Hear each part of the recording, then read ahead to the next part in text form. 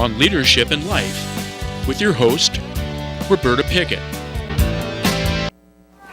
We are back with more insights on leadership in life, and I'm your host, Roberta Pickett, here with Sandra Downes and Wayne Ricci. And Sandra just took that whole last segment for you, sorry. Now it's your turn. Roll it up. You keep going? No, it's your turn. So tell me a little bit about Amador Station, because from the name of it, people may not know what that means. And where is it? We're located up by Inspiration Drive East. We're above what used to be Inspiration Lodge. To kind of put it in a broader range, we're below Cook Station and above Deer Ridge. About 23 miles. 23 miles from Jackson. From Jackson, yeah. okay. Yeah. East We're of up Jackson. country folk. Yeah. Some would call us hillbillies. No. I could relate to that. Well, the Ozarks, eh? Yes. You have a neighbor for a hillbilly. Yes. I spent a little time in Okay. Fort Leonard Wood, Missouri, Oh, too. So. yikes. Ouch. Yes. Yeah, so we're primarily a small convenience store. I guess you couldn't really call it small. It's more of a general store. Yeah. We carry just about every type of camping amenity. We've got fuel, camping stove fuels, propane, diesel, gas, of course. And we carry everything from milk, eggs, butter, all the way through. Sorry about this. Swingles meats. Well, if you're going to have meats, they're good meats. That's right. That's right. If you're going to carry meat, it is the best. We have a lot of locals that do enjoy the fact that they can just run over to us. It is convenience. Yeah, you pay 50 cents more for an item rather than driving all the way down to Jackson. We've got it there local. Now, Granted, most of those, swingle meats, they're good stuff. It's frozen, but again, it's convenience over driving all the way to Jackson. And you have the gas station outside as well. Do you do you think you cater more to the local community, or do you cater more to the passerbys and the campers and all this? It's very seasonal, and again, this is our first year. We found that it is seasonal. You've got your the snow season if there is skiing. Yeah, if there is snow. Boy, we've been repeating that a lot lately. Yes. If there is snow, then you've got that crowd that does come by highway. For the most part, our for lack of a better term, bread and butter is our local people that are right from the Amador Pines area Sierra and Pines. Inspiration. Mm-hmm. So they take care of us, we take care of them. And we're one of the only gas stations that in the event of a crisis or in the event of a power outage, we have backup generators and we can still get people their fuel. Mm. So when, in the past, there have been years where we've had power outages that for a week. Weeks, yeah. And if you don't have fuel local that you can get, you're running off a generator. And there's a lot of folks out there that are elderly and, need devices for sleeping or oxygen or things like that. Absolutely. So we do that just to make sure we can provide that service in an emergency. And let's see. How did you end up getting? I know that I understand your background, but had you thought about doing a store like that, or did it just the opportunity came up and you jumped at it? Having a little store had always intrigued me. I kind of like the idea of sitting back and people come to you for your products and you're not physically having to work other than, get the products and stock the shelves and, maintain, keep things clean. It's different than working construction. It's a whole lot different than working with construction and boy, you don't want me to talk about that. A bunch of grown men and they're children sometimes, so we'll leave that alone. Sorry, guys. But so I'm sorry. You said the challenges. I was just kind of curious on that. Plus, you do have PuroClean as well, so.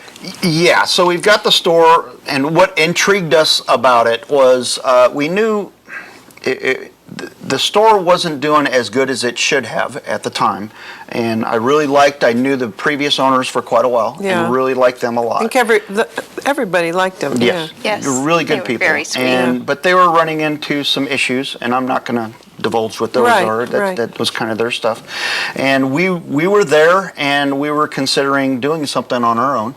So the owner of the Note, I happened to come across them at one point, and we'd chit-chatted about, potential.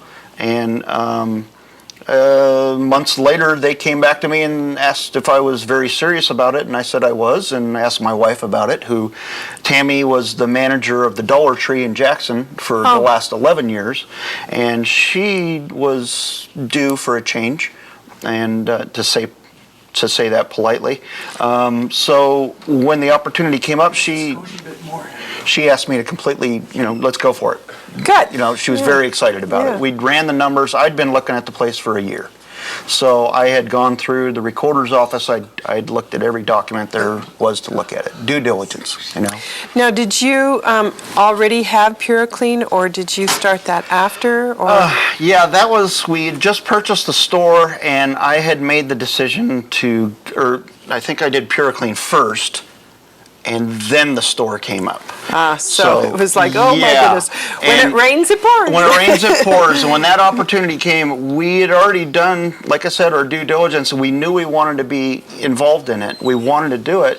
And when the owner came back to us and said, are you guys really interested? And we started talking numbers. That's when we kind of went, oh, what are we doing here? We're biting off a whole lot more than we can chew. So what is it that you think that makes somebody like you, or Sandra too, to grab a hold and say, I want to do a small business? I mean, it's a lot of work. Wow. It's a lot of responsibility. What makes you jump into it? I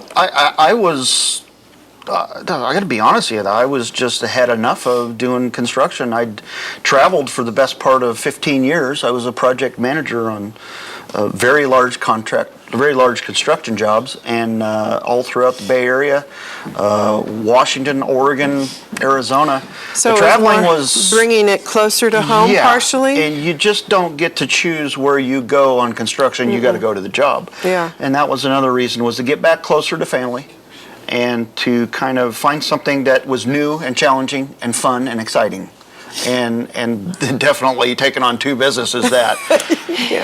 So for I those cured who that. don't know what PuroClean is, can you explain what that is? we are the paramedics of property damage. We do fire, water, and mold restoration work. We do that here local in Amador County. We also do El Dorado and Calaveras counties. Yeah. We're a year and a half into the franchise, and currently the franchise is having their convention back east, and we couldn't make it this year because we had a few things going on, but I sure would like to have gone to that. Yeah. Next year. Yeah, maybe next year.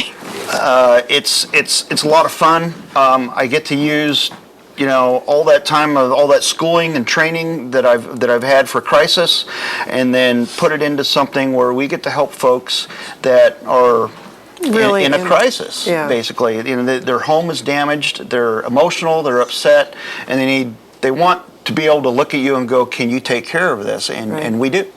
We can come in and take them from the moment that it happens, and the sooner the better. That when they call us, the sooner the better. Yeah, we had several years ago, one of the storage units up country burned down, and we were building our garage, and all our stuff from our that we were going to put in the garage was in the storage unit, and we lost it all. But we had to have somebody come out. You guys weren't around yet, so we couldn't use you. But I'll never forget that feeling of loss and devastation, and oh my gosh, So it's neat that I've got the background, and then we've done the PuroClean training. I went out to Florida for about 3 weeks. We did quite a bit of in-depth training on all the facets of, fire, water, and mold restoration work.